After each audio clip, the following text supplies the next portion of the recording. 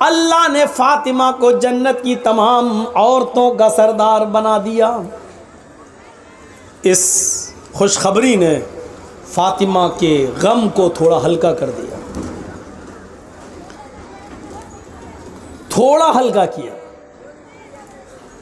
لیکن مکمل ہلکا کرنے کے لیے اللہ کے نبی نے ایک دوسری بات کہی، فاطمہ پریشان مت ہوئیے،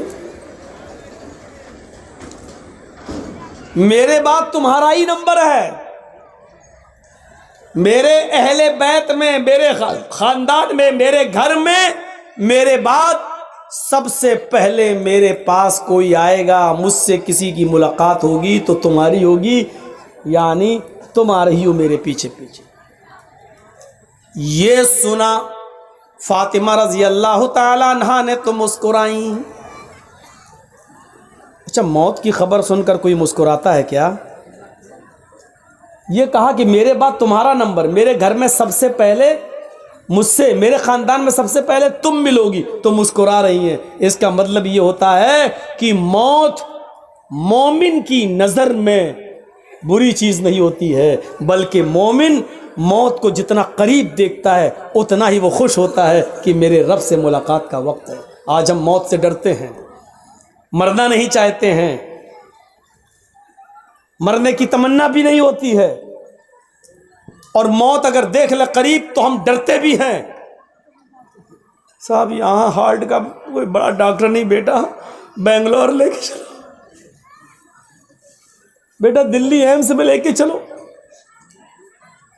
تو اس کا مطلب یہ ہے کہ ہمارے اندر ابھی ایمان کی لذت اور ایمان کی چاشنی مکمل طور پر ہے نہیں۔ اگر ہم مکمل مومن ہوتے تو موت کو اپنے قریب دیکھ کر ہم ڈرتے نہیں، روتے نہیں، چیختے نہیں، نفرت نہیں کرتے، بلکہ خوش ہوتے۔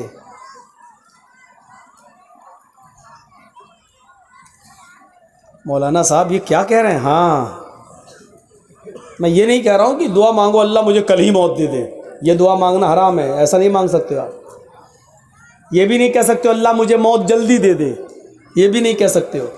آپ صرف بہت ضروری ہو، پریشانیاں بہت زیادہ ہوں، الجھنیں ہوں، ٹینشن ہو، تو آپ اتنی دعا کر سکتے ہو اللہ سے کہ اے اللہ اللہم احیینی ما کانت الحیات خیرا لی، اے اللہ مجھے اس وقت تک زندہ رکھ جب تک میری زندگی میرے لیے بہتر ہو، اور جب میری زندگی میرے لیے بہتر نہ ہو تب تو مجھے اٹھا لے۔ یہ دعا بس کر سکتے ہو جب بہت زیادہ ٹینشن اور بہت زیادہ الجھن ہو تب۔ لیکن ہم موت کی تمنا کیوں کرتے معلوم ہے؟ 5 بیٹیاں ہیں، 6 بیٹیاں ہیں، ان کے جہیز کیسے ہوگا؟ آج کل بغیر گاڑی دیے ہوئے، بغیر انٹرنیشنل بھکاری کا پیٹ بھرے ہوئے ہماری بیٹی کی ڈولی نہیں سجے گی۔ اس لیے ہمارے ٹینشن اتنے ہو گئے ہیں زندگی میں کہ ہم اسی سے کہتے ہیں اس سے بہتر ہے کہ مر جائیں۔ یہ ہمارے اپنے ٹینشن ہیں، یہ ہماری اپنی الجھنیں ہیں۔ اللہ کے نبی کا پھر یہ حال تھا، اچانک ہونٹ ٹھلنے لگے اور آواز بند ہو گئی۔ ہونٹ ہلتے ہوئے امی عائشہ نے دیکھا تو اپنے کان لگا دیے، دیکھیں کوئی خاص بات تو نہیں کہہ رہے ہیں جو آخری وقت میں ہم اس کو سننے سے محروم رہ جائیں۔ کان لگاتی ہیں تو کیا سنتی ہیں؟ ہونٹ ہل رہے ہیں اور اللہ کے نبی یہ جملے ادا کر رہے ہیں، اقیموا الصلاۃ اقیموا الصلاۃ او ما ملکت ایمانکم، نماز پڑھتے رہنا، لوگوں نماز پڑھتے رہنا، اور اپنے غلاموں کا، اپنے ماتحتوں کا خیال رکھنا، جو تمہارے نیچے کام کرتے ہو غلاموں ان کا خیال رکھنا، جو تم کھانا وہ ان کو کھلانا، جو تم پہننا وہ ان کو پہنانا، ان کے اوپر ضرورت سے زیادہ بوجھ مت ڈالنا۔ اگر کوئی مشکل کام ان سے کرا رہے ہو جو وہ کر نہ سکیں تو ان کے کام میں تم بھی ان کی مدد کرنا۔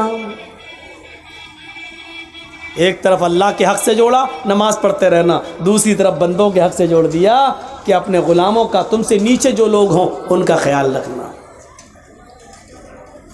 اور اس کے بعد کھجور کے پتوں سے بنی ہوئی چھت، اسی پر آپ کی آنکھیں ٹک گئیں، آنکھیں کھلی کی کھلی رہ گئیں، اور کائنات کو روشن کرنے والا سورج، پوری دنیا کو چمکانے والا سورج اپنی آنکھیں کھول کر زوردار الفاظ میں یہ جملے ادا کر کے ہمیشہ ہمیش کے لیے یہ سورج اپنی روشنی سے بے نور ہو جاتا ہے، اور اس کی زبان سے جو جملے نکلتے ہیں وہ یہ جملے نکلتے ہیں، اللہم بالرفیق الاعلیٰ، اللہم بالرفیق الاعلیٰ، اے اللہ میں رفیق اعلیٰ میں مجھے داخل کر دے، مجھے رفیق اعلیٰ میں پہنچا دے، اے اللہ جہاں انبیاء کرام ہیں، جہاں شہداء کرام ہیں، جہاں تیرے اولیاء اللہ، تیرے دوست، تیرے بزرگ بندے ہیں، انہی لوگوں میں مجھے بھی پہنچا دے۔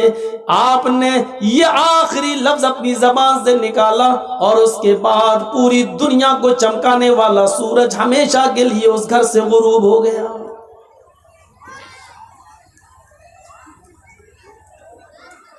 فجر اور ظہر کے بیچ میں آپ اس دنیا سے رخصت ہوئے۔ فاطمہ رضی اللہ تعالیٰ عنہ یہ منظر دیکھ کر چیخ اٹھی، وَكَرْبَابَتَا مَنْ أَجَابَ رَبًّا دَعَاهُ، وَكَرْبَابَتَا مَنْ جَنَّةُ الْفِرْدَوْسِ مَأْوَاهُ، وَكَرْبَابَتَا إِلَى جِبْرِيلَ نَنَا۔ ہائے میرے ابو، من اجاب ربًا دعا، آپ کے پاس رب کا بلاوا آیا اور آپ چلے گئے۔ جملوں پر غور کرو، بہت آسان ہے، تم تو 12 تاریخ کو جشن منا لو گے، بہت آسان ہے، تم تو 12 تاریخ کو جلوس نکال لو گے، بہت آسان ہے، تم تو 12 تاریخ کو خوشیاں منا لو گے، لیکن 12 تاریخ کو فاطمہ رضی اللہ تعالیٰ عنہ کے آنکھ سے نکلنے والے آنسو تمہیں کبھی معاف نہیں کریں گے۔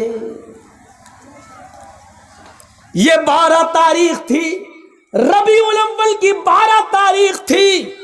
ہم اپنی 12 تاریخ پہ نظر ڈالیں اور اس 12 تاریخ پہ نظر ڈالیں، اور کچھ کہنے کی ضرورت ہی نہیں، حالات ہمیں اس کہنے کی اجازت بھی نہیں دیتے ہیں۔ میرے بھائیوں سنو کیا کہتی ہیں فاطمہ، وَكَرْبَابَتَا مَنْ أَجَابَ رَبًّا دَعَاهُ۔ ہائے میرے ابو، آپ کو آپ کے رب نے بلایا اور آپ چلے گئے، آپ نے اس کی دعوت کو قبول کر لیا، یہ بھی نہیں سوچا کہ آپ کے چاہنے والوں پر کیا بیتے گی، یہ بھی نہیں سوچا کہ آپ کے چاہنے والوں پر کیا گزرے گی، کیا گزرے گی۔ اے اللہ کے نبی، اے میرے ابو، آپ چلے گئے۔ دوسرے جملے پر غور کرو، وَكَرْبَابَتَا مَنْ جَنَّةُ الْفِرْدَوْسِ مَأْوَاهُ۔ اے ابو، آپ سے تو آپ کے رب نے جنت الفردوس کا وعدہ کیا، آپ کا ٹھکانہ تو جنت الفردوس ہے، آپ تو جنت الفردوس چلے گئے۔ تیسرے جملے پر غور کرو، وَكَرْبَابَتَا إِلَى جِبْرِيلَ نَنَا۔ اے ابو، اب قرآن کس کے اوپر نازل ہوگا؟ اب جبرائیل قرآن کی آیتیں کس کے اوپر لے کر آئیں گے؟ اب قرآن کس پر نازل ہوگا؟ آپ نہیں تو قرآن بھی بند ہو جائے گا، اس کی آیتیں نازل ہونا بھی بند ہو جائے گا، اس لیے کہ صاحب قرآن ہی نہیں رہا تو قرآن کس پر نازل ہو؟ نہیں، اے ابو میں جبریل کو منع کر دوں گی اب وہ قرآن لے کر نہ آئے، اے ابو اب میں جبریل کو روک دوں گی اب وہ قرآن لے کر نہ آئے، اس لیے کہ صاحب قرآن نہ رہا اس دنیا میں، صاحب قرآن اب نہ رہا۔ ان جملوں پر غور کرو اور اپنے سینے کو ٹھونک کر بتاؤ ایمانداری کے ساتھ 12 تاریخ کو نکلنے والے ان جملوں پر ہمارا جشن کیا کہہ رہا ہے۔ پھر فاطمہ کہتی ہیں، لوگوں 12 تاریخ کو میرے اوپر میرے ابو کی جدائی کے بعد غموں کے ایسے پہاڑ ٹوٹے، جو مصیبتیں جو غم میرے اوپر آئے اگر وہ غم کسی پہاڑ کی اوپر ڈال دیے جاتے تو پہاڑ بھی چور چور ہو جاتا، ریزہ ریزہ ہو جاتا۔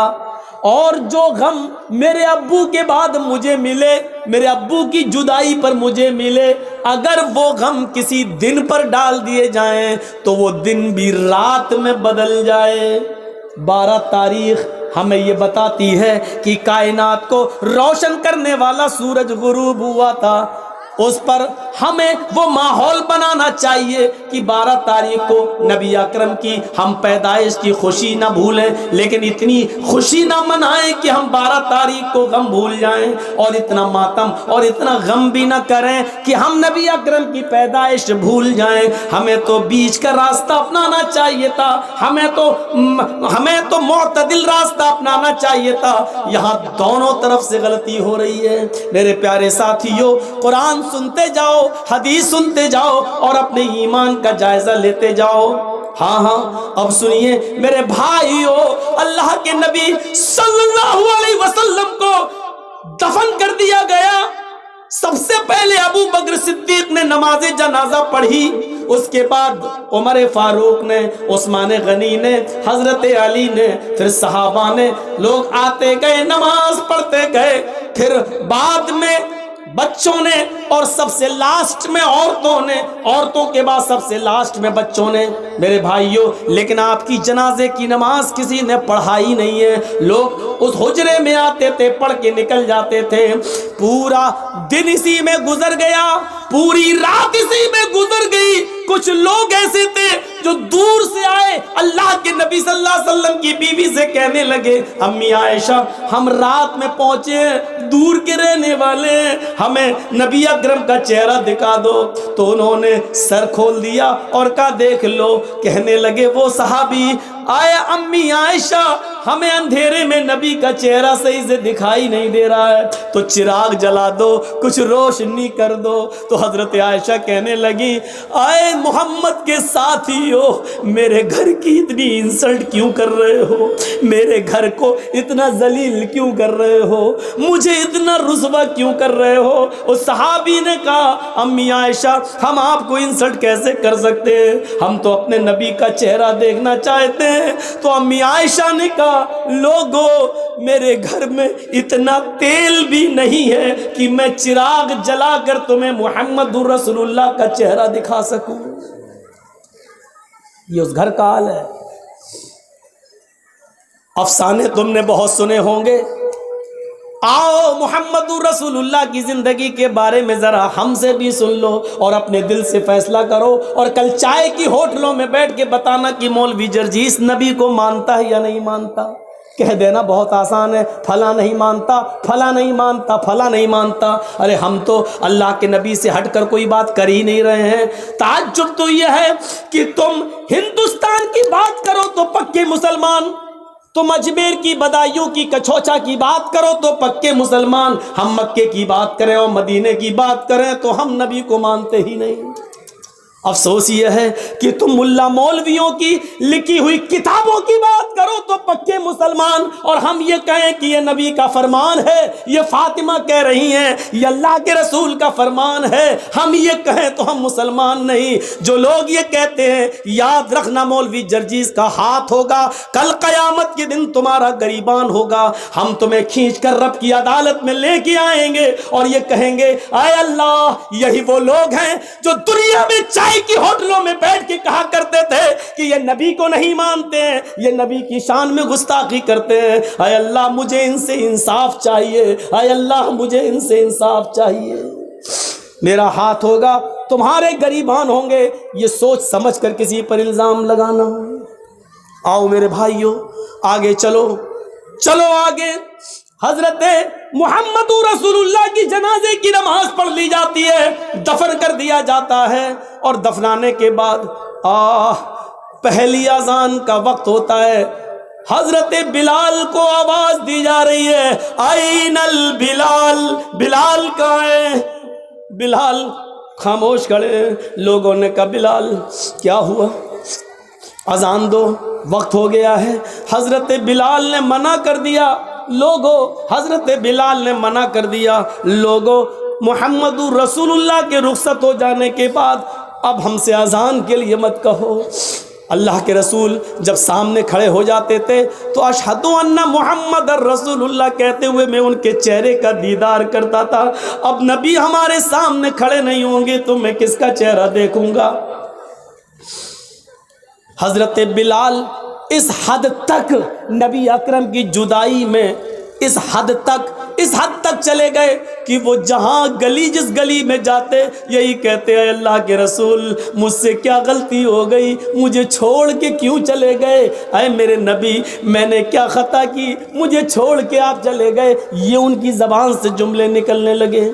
لوگوں نے ان کو مدینے سے باہر بھیج دیا، یہاں رہیں گے، مسجد نبی کے بغل میں روضہ رسول کو، نبی اکرم کی قبر کو دیکھیں گے تو یہ نبی کو بہت یاد کریں گے، چلو ان کو کچھ مہینوں کے لیے باہر بھیج دیں۔ 6 مہینے تک وہ ملک شام میں رہے اور 6 مہینے کے بعد انہوں نے نبی اکرم کو خواب میں دیکھا۔ 6 مہینے کے بعد خواب میں دیکھا تو کہا، اللہ کے نبی خواب میں ان سے کہہ رہے ہیں اے بلال تو میرا مدینہ چھوڑ کے کہاں چلا گیا؟ اے بلال تو میری قربت چھوڑ کے کہاں چلا گیا؟ اے بلال تو میری نزدیکی چھوڑ کے کہاں چلا گیا؟ اے بلال تو مدینے میں واپس آ جا۔ فجر کی نماز پڑھتے ہی گھوڑا دوڑا دیا اور چلنے لگے۔ لوگوں نے کہا بلال کہاں جا رہے ہو؟ کہنے لگے مجھے میرے آقا نے بلایا ہے، مجھے میرے نبی نے بلایا ہے، اب شام چھوڑ کر میں مدینے کی طرف جا رہا ہوں۔ 6 مہینے کے بعد مدینے آئے، مدینے میں پہنچ کر فوراً لوگوں سے پوچھا کہ مجھے محمد رسول اللہ کی بیٹی فاطمہ سے ملواؤ۔ فاطمہ رضی اللہ تعالیٰ عنہا کی شکل محمد رسول اللہ سے اپنے ابو سے بہت ملتی جلتی تھی، بہت حد تک ایک تھی۔ لوگوں مجھے فاطمہ کا چہرہ دیکھ لینے دو کہ ان کو دیکھ کر میں محمد رسول اللہ کو یاد کر لوں گا۔ لوگوں نے کہا بلال تم مدینے سے باہر تھے، ٹیلی گرام کا اور موبائل کا زمانہ نہیں تھا۔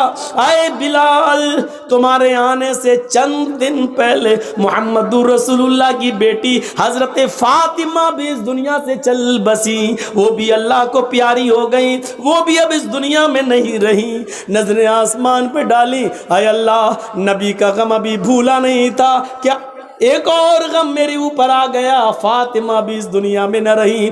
زبان سے نکلا انا للہ و انا الیہ راجعون۔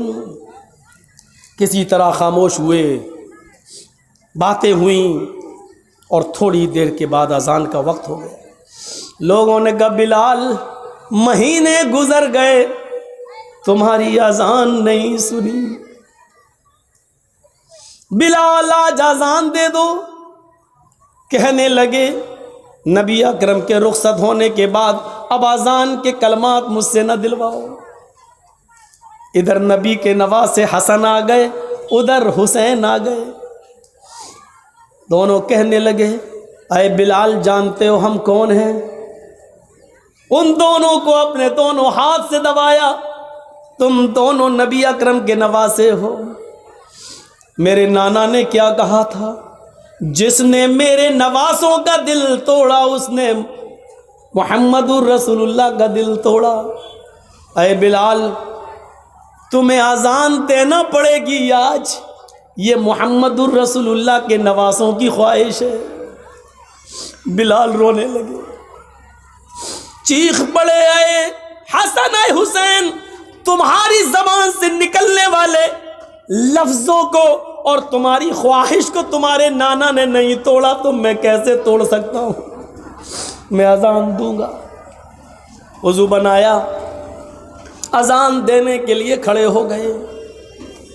وہی اونچائی ہے، وہی مسجد نبوی کا مینارہ ہے، وہی کانوں میں انگلی دی ہوئی ہے اور اسی جگہ پر اذان کے کلمات بلند ہو رہے ہیں۔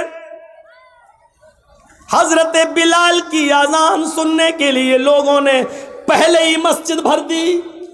اذان سے پہلے ہی مسجد آباد، کھجور کے پتوں کی بنی ہوئی چٹائیاں بچھی ہوئی، سارے لوگ مسجد میں بیٹھے ہیں۔ 6 مہینے پرانا محمد رسول اللہ صلی اللہ علیہ وسلم کا زمانہ یاد آ رہا ہے. حضرت بلال کے کانوں میں انگلیاں ہیں اور حضرت بلال ان جملوں پر پہنچے ہوئے ہیں, اللہ اکبر اللہ اکبر. جیسے ہی بلال نے اللہ اکبر کہا, کعبے کی رب کی قسم ان جملوں نے نغمہ قیامت برپا کر دیا. جیسے یہ جملے نکلے, لوگ اپنے گھروں سے اور تیزی سے نکلنے لگے. جیسے یہ جملے نکلے ایسے ہی عورتیں بے قابو ہو جاتی ہیں, وہ بھی اپنے گھروں سے اٹھ کر اوپر چھت پہ چڑھ جاتی ہے کہ آج بلال کی اذان چھت سے سنیں گے تو صاف سنائی دے گی. جیسی عورتیں بے قابو ہو کر چھتوں پہ چل رہی تھیں, لوگ دھڑا دھڑ مسجد کی طرف بھاگ رہے تھے, اس وقت بلال ان جملوں پر پہنچ چکے تھے, اشہد ان لا الہ الا اللہ. بلال کی زبان سے جب یہ جملے نکلے اشہد ان لا الہ الا اللہ, اس وقت تک پرندے درختوں کے اوپر بیٹھ گئے تھے, گویا کہ پرندے بھی حضرت بلال کی اذان سننے کے مشتاق ہوں. درختوں کے پتوں کی جنبشیں بند تھیں, شاید آج وہ بھی اذان سننا چاہتی ہیں. یہ ساری چیزیں بے قابو تھیں, عورتیں چھتوں پہ چڑھ کے بلال کی اذان سننا چاہ رہی ہیں. درختوں کے پتے جنبش نہیں کر رہے ہیں, چہچانے والے پرندے بھی خاموشی کے ساتھ بلال کی اذان سن رہے ہیں. اور صحابہ کرام کی آنکھوں میں آنسو ہے, نبی اکرم کا زمانہ یاد آ رہا ہے. ایک ایک صحابی کی آنکھوں سے گرنے والے آنسوؤں نے مسجد نبوی پر کھجور کے پتوں کی بنی ہوئی چٹائی کو بھگو دیا ہے, پوری کی پوری چٹائی تر ہو جاتی ہے. حضرت بلال ان جملوں پر پہنچتے ہیں, اشہد ان محمد الرسول اللہ. ابھی ان کی زبان سے محمد کا جملہ ہی نکل پایا تھا, رسول اللہ کا جملہ نہ نکلنے پایا کہ ان کی نگاہ وہیں پہنچ جاتی ہے جہاں جناب محمد رسول اللہ کھڑے ہو جایا کرتے تھے اور بلال سے کہتے تھے کہ اذان دو, اور بلال انہیں دیکھ کر پوری اذان دیا کرتے تھے. آج اس جگہ پر نبی اکرم کو غائب پایا, آج اس جگہ پر محمد رسول اللہ کو موجود نہ پایا, پریزنٹ نہ پایا. جیسے ہی ان کی نظر اس جگہ گئی اور نبی کو موجود نہ پایا تو غشی آئی, چکر آئے اور بے ہوش ہو کر وہ زمین کی اوپر گر پڑے. لوگوں نے پانی کے چھینٹے مارے, بقیہ الفاظ دوسروں نے ادا کر دیے, ان پر چھینٹے مارے گئے, پانی کے چھینٹے مارے گئے, ہوش میں لایا گیا اور کہا بلال نے, لوگوں میں نے تمہیں پہلے ہی کہا تھا, نبی اکرم صلی اللہ علیہ وسلم کے انتقال کے بعد اب مجھ سے اذان کے لیے نہ کہا کرو, میں محمد رسول اللہ کہتے ہوئے کس کے چہرے کو میں دیکھوں گا. یہ اندازہ تھا. ہمیں سوچنا چاہیے, لیکن قبر ان کی بھی ہے. فاطمہ رضی اللہ تعالی عنہ کے سینٹنسز پر غور کیجئے, بار بار نہیں دہراؤں گا. ان کو بھی رخصت ہونا پڑا, لیکن وہی چیز یاد کریے, ایک طرف انسان ہم اور آپ مر جائیں اور مرنے کے بعد ہمارا حساب کتاب نہ ہو اور مٹی میں ملا دیے جائیں, یہ بہت اچھی چیز ہے کہ اگر ایسا ہو جائے, لیکن ایسا ہوگا نہیں. مسئلہ یہ نہیں ہے, مسئلہ یہ ہے کہ مرنے کے بعد بھی تو چین نہیں ہے. دنیا میں اگر اچھے عمل کیے ہیں تو ان کا انعام قبر میں ہی ملنا شروع ہو جاتا ہے, اور اگر ہم نے اور آپ نے اچھے عمل نہیں کیے ہیں تو مرنے کے بعد اس کا عذاب بھی شروع ہو جاتا ہے. ابھی قیامت میں تو حساب ہونا الگ باقی ہے, وہ ایک الگ چیز ہے. یہاں سے ہی شروع ہو جاتا ہے دور. حضرت عثمان غنی کے سامنے جہنم کے عذاب کا ذکر کیا جاتا نہیں روتے, لیکن جب قبر کے عذاب کا ذکر کیا جاتا تو اتنا روتے کہ ان کی داڑھی تر ہو جاتی. پوچھا ہے عثمان, جہنم کے عذاب کا ذکر ہوتا تو تم نہ روتے، اور قبر کے عذاب کا ذکر ہوتا تو اتنا روتے، کیا بات ہے؟ فرمایا لوگوں، یہ قبر آخرت کی منزلوں میں سے پہلی منزل ہے۔ فَإِنَّ الْقَبْرَ أَوَّلُ مَنزِلٍ مِّن مَّنَازِلِ الْآخِرَةِ، آخرت کی منزلوں میں سے پہلی منزل ہے قبر۔ جو اس قبر میں سوال و جواب میں پاس ہو گیا، جو یہاں کامیاب ہو گیا، وہ ساری منزلوں میں کامیاب ہو جائے گا، آخرت کی اور دوسری سیڑھیوں پر چڑھ لے گا۔ لیکن جو اس سیڑھی سے پھسل گیا، جو یہاں ناکام ہوا، وہ آخرت کی تمام منزلوں میں ناکام رہے گا۔ یہ تھا عثمان رضی اللہ تعالیٰ عنہ کا حال، جو جہنم کے عذاب کا ذکر سنتے تو نہیں روتے، لیکن قبر کا عذاب جب ان کے سامنے پیش کیا جاتا تو وہ روتے، ان کی آنکھوں سے آنسو گرنے لگتے۔ ہمیں یہ احساس کب ہوگا؟ کب ہم جانیں گے؟ کب قیامت کا خوف اور جہنم کا ڈر ہمارے دلوں میں پیدا ہوگا؟ جبکہ آپ کو معلوم ہے قرآن بھرا پڑا ہے، چیخ چیخ کر اعلان کرتا ہے، اِذَا أُلْقُوا فِيهَا سَمِعُوا لَهَا شَهِيقًا وَهِيَ تَفُورُ۔ جب جہنمیوں کو جہنم میں ڈالا جائے گا، اِذَا أُلْقُوا فِيهَا سَمِعُوا، بدعمالوں کو، بد کرتوتوں کو جب جہنم میں ڈالا جائے گا، سمعوا، وہ ایک دردناک اور چیختی ہوئی جہنم کی آواز سنیں گے۔ اذا القوا فیہا سمعوا لہا شہیقا وہی تفور، جہنم چیخے گی، دھاڑے مار رہی ہوگی، وہی تفور، اس حال میں کہ وہ جوش میں ہوگی، جوش میں بھری ہوئی ہوگی، وہ جوش میں بھری ہوئی ہوگی، بھڑک رہی ہوگی وہ جہنم۔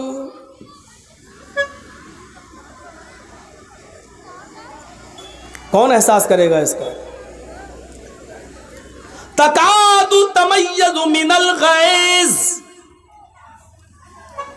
ایسی بھڑک رہی ہوگی، ایسا لگے گا اس کو دیکھ کر کہ ابھی ابھی یہ غصے میں مجھ پر پھٹ پڑے گی۔ تکاد تمیز من الغیظ، ایسا لگے گا کہ غیظ و غضب میں یہ پھوٹ پڑے گی ہمارے اوپر۔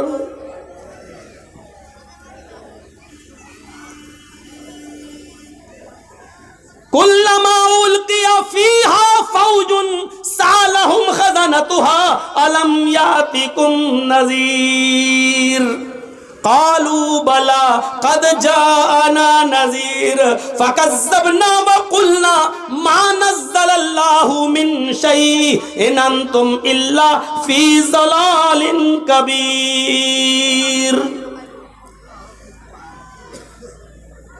جب جب جہنم میں ڈالا جائے گا جہنمیوں کو، تو سالہم خزنتها، اس گروہ سے جہنمیوں سے جہنم کا داروغہ سوال کرے گا، جہنم کا مالک پوچھے گا، الم یاتیکم نذیر، آئے جہنمیوں کیا تمہارے پاس کوئی نبی نہیں آیا تھا؟ کیا تمہارے پاس کوئی ڈرانے والا نہیں آیا تھا؟ کیا تمہارے پاس اللہ کی کتاب نہیں آئی تھی؟ کیا تمہارے پاس اس کو کوئی سمجھانے والا نہیں آیا تھا؟ اب جہنمیوں کا بھی جواب سنو۔ قالوا بلا، کیوں نہیں؟ ہمارے پاس اللہ کا ڈرانے والا بھی آیا تھا، ہمارے پاس اللہ کی کتاب بھی آئی تھی، ہمارے پاس منصور بھی تھا، ہمارے پاس دستور بھی تھا، ہمیں سمجھایا بھی گیا تھا، رسول بھی آئے، پیغمبر بھی آئے، کتابیں بھی آئیں، سب کچھ تھا ہمارے پاس، لیکن ہماری ڈھٹائی عیش و عشرت نے، دنیا داری نے، دنیا کے جاہ و جلال نے، دنیا کے مال حرام کی ہوس نے، دنیا داری نے ہمیں کہیں کا نہیں چھوڑا، ہم دنیا داری میں ایسے پڑ گئے فَكَذَّبْنَا وَقُلْنَا مَا نَزَّلَ اللَّهُ مِن شَيْءٍ، ہم نے نبیوں کو بھی جھٹلایا، ہم نے قرآن کو بھی جھٹلایا اور فرمایا یہ تمہاری اپنی باتیں ہیں، اللہ نے ہماری طرف کچھ بھی نازل نہیں کیا، ان انتم الا فی ضلال کبیر، تم تو بہت بڑی گمراہی میں ہو۔ وقالوا لو كنا نسمع او نعقل ما كنا فی اصحاب السعیر، وہ چیخ چیخ کر کہیں گے اے کاش کہ ہم نے عقل و شعور سے کام لیا ہوتا، اے کاش کہ ہم نے کانوں سے سنا ہوتا۔ وقالوا لو كنا نسمع، اے کاش کہ ہم دنیا میں کانوں سے سنے ہوتے، او ناقلو، اور عقل و شعور سے کام لیا ہوتا، سمجھداری سے کام لیا ہوتا، ما کننا فی اصحاب السعیر، تو آج ہم ان جہنم میں جلنے والوں میں سے نہ ہوتے، آج دوزخ میں نہ ڈالے جاتے، آج جہنم میں نہ ڈالے جاتے، ما کننا فی اصحاب السعیر، ہم جہنم میں نہ جاتے۔ فاعترفوا بذنبہم فسحقا لاصحاب السعیر، وہ اپنے گناہوں کا اقرار کریں گے، وہ اپنے گناہوں کو ایکسپٹ کریں گے، وہ اپنے گناہوں کو سویکار کریں گے، ہاں ہم نے یہ گناہ کیے، لیکن وہاں قبول کرنے سے اور گناہ ایکسپٹ کرنے سے کچھ نہیں ہوگا، کہا جائے گا فسحقن سحقن سحقن، دور کر دو دور کر دو، یہ جہنمی ہیں، ان کو جہنم کے اندر پھینک دو۔ یہ آیت کس کے لیے ہے؟ قرآن نے کس کے لیے بیان کی ہے؟ ایک ایک جملے پر غور کر کے دیکھیں آپ، ایک ایک جملے پر، یہ جملے ہمیں کیا بتلا رہے ہیں؟ ان جملوں پر جائیے اور دیکھیے، فَاعْتَرَفُوا بِذَنبِهِمْ، یعنی وہاں جانے کے بعد وہ اپنے جرم کا اعتراف کریں گے، ہاں اے اللہ ہم نے شراب پی تھی، ہاں اے اللہ ہم نے جوا کھیلا تھا، ہاں اے اللہ ہم نے فلاں آدمی کا مرڈر کیا تھا، ہاں اے اللہ ہم نے بے شرمی اور بے حیائی کے سارے اڈے کھولے تھے، ہاں اے اللہ ہم نے جلسوں کے نام پر، دین کے نام پر جلسے کرائے، لیکن اس کے باوجود میلہ اور ٹھیلا لگانے سے ہم نہیں روک پائے، لڑکیاں ناچتی رہیں، گاتی رہیں، یہاں تک کہ فیشن اور اڑیا کپڑے پہن کر نکلتی رہیں، جلسوں میں بھی لپسٹک اور کریم لگا لگا کے آتی گئیں، لیکن ہم بے بس تھے، ہم ان کو نہیں روک پائے، کیونکہ انہی کے آنے سے تو ہمارے جلسے چل رہے تھے، انہی کے آنے سے تو ہمارے مدرسے کا چندہ ہو رہا تھا۔ فَاعْتَرَفُوا بِذَنبِهِمْ، وہ اپنے گناہوں کا اقرار کریں گے، سویکار کریں گے اور ایکسپٹ کریں گے، لیکن وہاں اقرار اور ایکسپٹ کرنے سے کچھ نہیں ہوگا۔ جلسہ ہو رہا آپ کے یہاں؟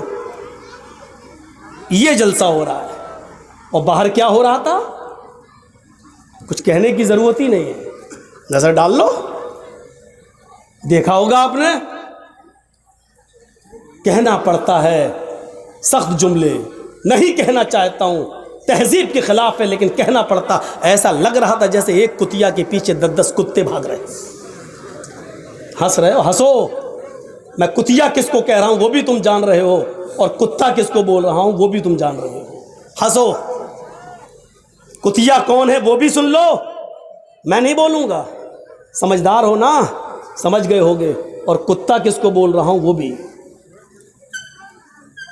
سنو، سننا پڑے گا، تمہیں نہیں، تمہارے باپ کو بھی سننا پڑے گا، یہاں جب تک میں ہوں سننا پڑے گا، یہاں سے ہٹنے کے بعد مجھے سنا دینا جتنی گالی چاہو، وہ تو میں سنتا ہی ہوں، تمہاری کیا، منسٹروں کی سنتا ہوں، نیتاؤں کی بھی سنتا ہوں، تم بھی سنا دینا، یہاں جب تک ہوں تمہیں سننا پڑے گا۔ فَاعْتَرَفُوا بِذَنبِهِمْ، اپنے گناہوں کا اقرار کریں گے لیکن کوئی فائدہ نہیں۔ فَسُحْقًا لِّأَصْحَابِ السَّعِيرِ، دور کر دو جہنمیوں، اور یہ مت سمجھو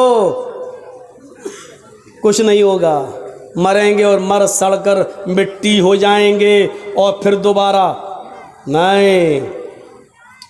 أَيَحْسَبُ الْإِنسَانُ أَن لَّن نَّجْمَعَ عِظَامَهُ بَلَىٰ قَادِرِينَ عَلَىٰ أَن نُّسَوِّيَ بَنَانَهُ بَلْ يُرِيدُ الْإِنسَانُ لِيَفْجُرَ أَمَامَهُ يَسْأَلُ أَيَّانَ يَوْمُ الْقِيَامَةِ فَإِذَا بَرِقَ الْبَصَرُ وَخَسَفَ الْقَمَرُ وَجُمِعَ الشَّمْسُ وَالْقَمَرُ يَقُولُ الْإِنسَانُ يَوْمَئِذٍ أَيْنَ الْمَفَرُّ كَلَّا لَا وَزَرَ. ایک ایک لفظ پر ایمان لاؤ قرآن کے. انسانوں تم نے یہ سوچ رکھا ہے اللہ ہماری ہڈیوں کو دوبارہ جمع نہیں کر پائے گا. اَيَحْسَبُ الْإِنسَانُ أَلَّن نَّجْمَعَ عِظَامًا, کیا انسان یہ سوچا بیٹھا ہے کہ أَلَّن نَّجْمَعَ عِظَامًا, ہم اس کی ہڈیوں کو اکٹھا نہیں کر پائیں گے, ہم اس کی ہڈیوں کو جمع نہیں کر پائیں گے, ہم اس کی ہڈیوں کو ایکترت نہیں کر پائیں گے. اے انسان یہ تیری سوچ ہے, تیری گھٹیا سوچ ہے. ارے ہڈیاں تو بہت دور کی بات. بلا قادرین علی ان نسوی بنانا, ہم تو تیرے انگلیوں کے پور کو بھی, ہم تو تیرے انگلیوں کے پور کو بھی دوبارہ بنانے پر قادر ہیں. یہ انگلیوں کا پور جانتے ہو نا, اللہ نے 1400 سال پہلے کہا ان پوروں کو بھی بنانے پہ قادر ہے. یہی پور تو ہے سب کچھ. ہمارا انگلی, یہ انگلی اور آپ کی انگلی کبھی ٹچ نہیں ہو سکتی ہے, ایک ہو ہی نہیں سکتی ہے. اور پوری دنیا کے انسانوں کی انگلی, فنگر ایک دوسرے سے الگ ہے. آپ دیکھ لیجئے, ابھی اگر ہم اس پہ ہاتھ رکھ دیں, آدھار کارڈ جو بنتا ہے آپ نے دیکھا ہوگا, یا پاسپورٹ وغیرہ, تو آپ فنگر پرنٹ لیے جا رہا ہے نا, یہ آپ جیسے ہی رکھیں گے, کیا نام ہے, مولانا جرجیز جھوٹ بول کے جا رہے ہیں, کیا نام ہے, پاسپورٹ سلیمان صاحب کے نام سے بنوا لیا ہے جرجیز, بھاگنا ہے. مودی صاحب نے اعلان کر دیا جرجیز صاحب جہاں ملے ان کو پکڑو, جرجیز صاحب بھاگ رہے ہیں, سلیمان کے نام سے پاسپورٹ بنا دیا. جیسے ہی گئے ایئرپورٹ پہ فنگر پرنٹ لیا جا رہا ہے, جیسی انگلی رکھی اس میں نام آ گیا محمد جرجیز. کہاں جا رہا ہے, تو سلیمان نہیں جرجیز ہے. میری انگلیوں کے فنگر آپ کی انگلی آپ کے فنگر سے الگ ہیں, اور پوری دنیا میں کروڑوں نہیں اربوں انسان ہے, اور سب کا ایک دوسرے سے الگ ہے, ایک ہو ہی نہیں سکتا. یہ اللہ, یہ ایک انگلی کا کمال ہے. دیکھ رہے ہیں آپ اس میں کتنے ذرات ہیں. کوئی سائنٹسٹ بنا دے گا اس انگلی کو. کون تھا اس سے پہلے امریکہ کا, ٹرمپ, اب ایک اور آ گیا, یہ بیچارہ کچھ سیدھا ہے, صحیح ہے, اللہ اس کے دل میں اور رحم ڈال دے.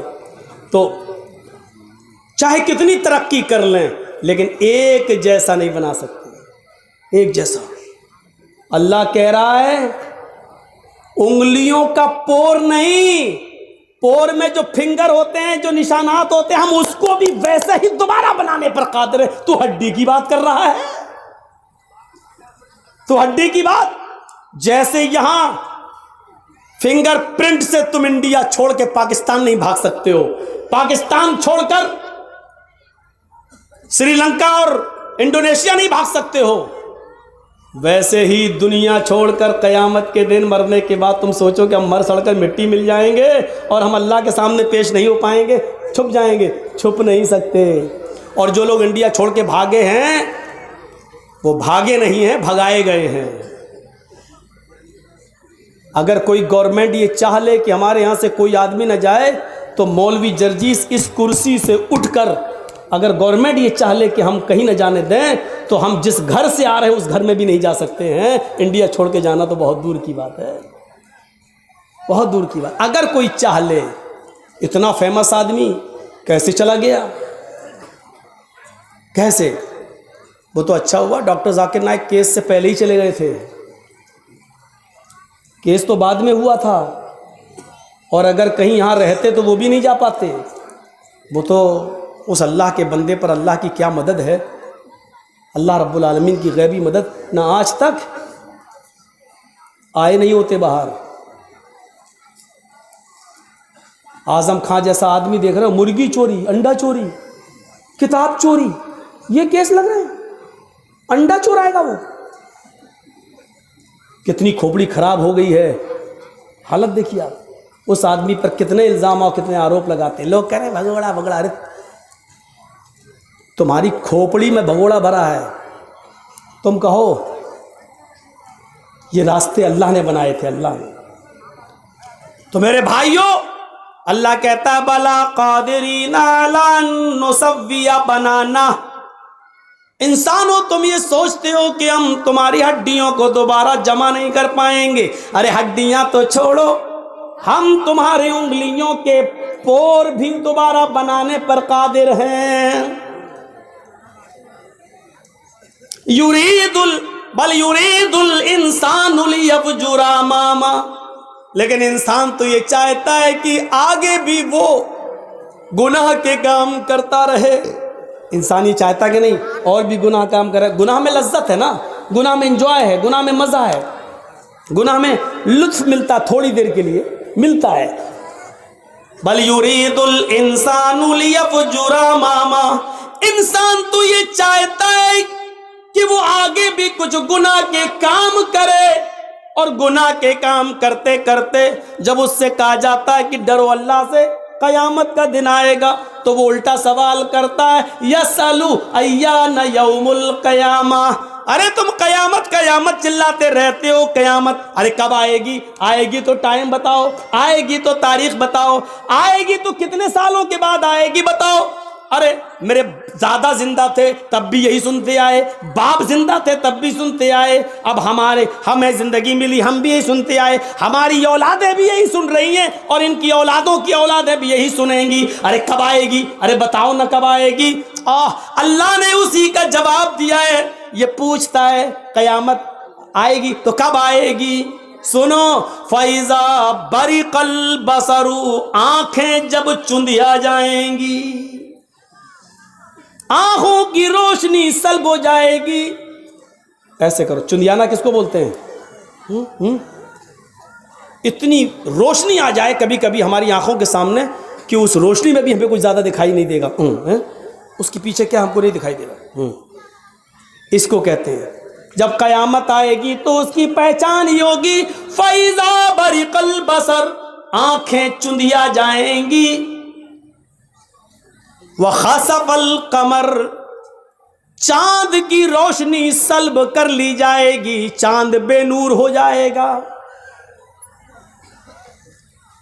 آنکھوں کی روشنی، آنکھیں چندیا جائیں گی، چاند بے نور ہو جائے گا، وَجُمِعَ الشَّمْسُ وَالْقَمَرُ، چاند اور سورج دونوں جمع کر دیے جائیں گے۔ چاند اور سورج کے اندر سے گرمی دھیرے دھیرے کم ہو رہی ہے،